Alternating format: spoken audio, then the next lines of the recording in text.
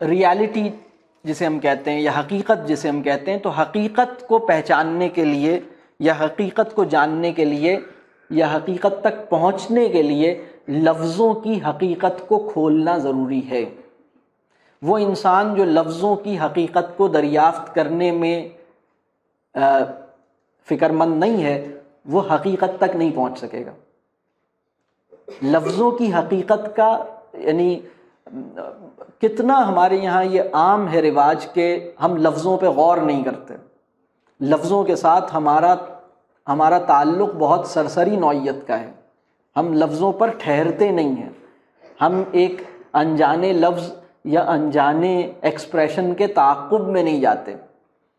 تو لفظوں کی حقیقت اگر آپ پہ واضح نہیں ہوگی تو حقیقت آپ پہ واضح نہیں ہوگی، یہ آپ سمجھ لیجئے۔ لفظوں کے ساتھ لفظوں کے سطحی فہم پر اکتفا کر سکنے والے آدمی حقیقت کی معرفت نہیں ان کو ہوتی۔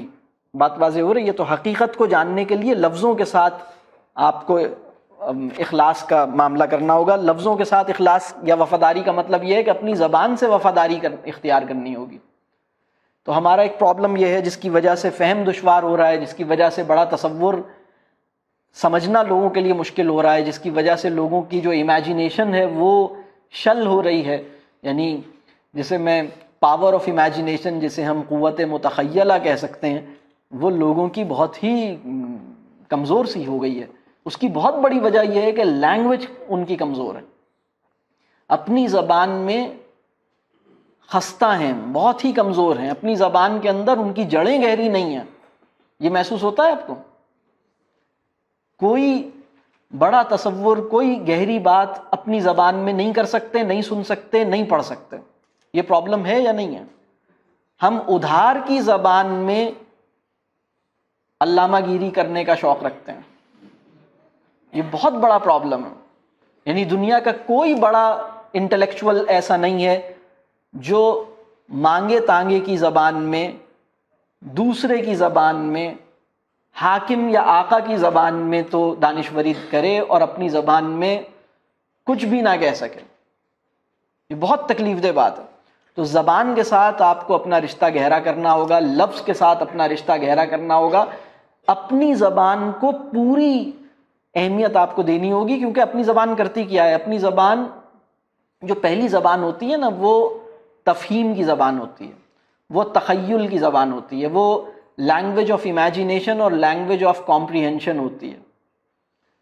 وہ محض لینگویج آف کمیونیکیشن نہیں ہوتی، وہ محض مینز آف کمیونیکیشن نہیں ہوتی۔ First language is not just means of communication, it is not just that, it is not that short simple. یہ اتنا چھوٹا سا آبجیکٹو نہیں ہے فرسٹ لینگویج کا، اتنا چھوٹا آبجیکٹو سیکنڈ اور تھرڈ لینگویج کا ہے۔ فرسٹ لینگویج کا آبجیکٹو تو بہت بڑا ہے۔ فرسٹ لینگویج کا جو گول ہے وہ یہ ہے کہ یہ ہمیں medium of understanding, medium of thought اور ہماری سوچ کے اندر ڈیپتھ اور ہماری سوچ کے اندر وسعت کو ممکن بنانے والی زبان ہے۔ تو اس کے ساتھ بالکل اخلاص کا رویہ اور وفاداری کا رویہ ہمیں اپنانا چاہیے۔ تو چونکہ ہم اپنی زبان سے بیگانہ ہوتے جا رہے ہیں، لہٰذا ہمارے لیے تفہیمی دشواریاں پیدا ہو رہی ہیں۔ ہمارے لیے ایک انٹلیکچولی ہینڈی کیپڈ جنریشن ہے جو اپنے تہذیبی کانٹیکسٹ کے اندر کسی بامعنی تصور کو سمجھنے سے گریزاں ہیں۔ محسوس ہوتا ہے آپ کو یہ؟ وہ اپنے تہذیبی ایکسپریشن سے اناویئر ہے۔ بات واضح ہو رہی ہے؟ وہ اپنے تہذیبی بیانیے کی بناوٹ سے بالکل کہہ لیجئے ناواقف ہے، اسے اندازہ ہی نہیں ہے کہ یہ ہے کیا بات۔ بالکل عجیب معاملہ ہے۔ میں یہ نہیں کہہ رہا کہ آپ کے بچے کو انگریزی یا فارسی یا عربی یا چائنیز یا دوسری زبانیں فرینچ نہیں آنی، بالکل آنی چاہیے۔ میں تو زبانیں جتنی آئیں اتنا اچھا ہے، زبانیں جتنی آئیں اتنا اچھا ہے، لیکن اپنی زبان کی قیمت پر ساری زبانیں آئیں یہ برا ہے۔